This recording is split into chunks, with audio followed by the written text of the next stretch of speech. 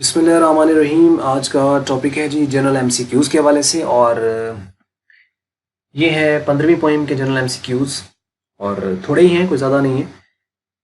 और इसमें same procedure है कि आपको सिंपल इसको नंबरिंग देनी है और इसके जो आगे ऑप्शंस हैं ए बी सी डी, अगर आप चाहें तो इनमें से आप हमारे साथ शेयर कर सकते हैं। जैसे 1 और इसका सपोज कि अगर ए आंसर है तो आप उसका हमें ए लिख देंगे, बी है तो बी लिख देंगे, सी या डी जो भी आता है। इस तरीके से 2 है तो आप कमेंट्स में चाहें तो शेयर कर सकते हैं। वैसे अगर आपने नोट करना है तो वैसे आप कर सकते हैं।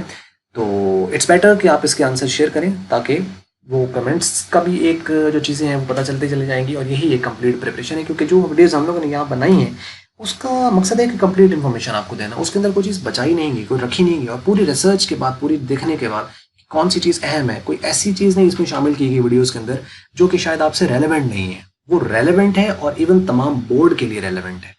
तो बस यही है। और वीडियो अगर आपको लगी है जी अच्छी है, इसको आप लाइक कर सकते हैं। और अगर अच्छी नहीं लगी तो फिर डिसलाइक तो बनता ही है। तो वीडियो देखने का आपका बहुत शुक्रिया।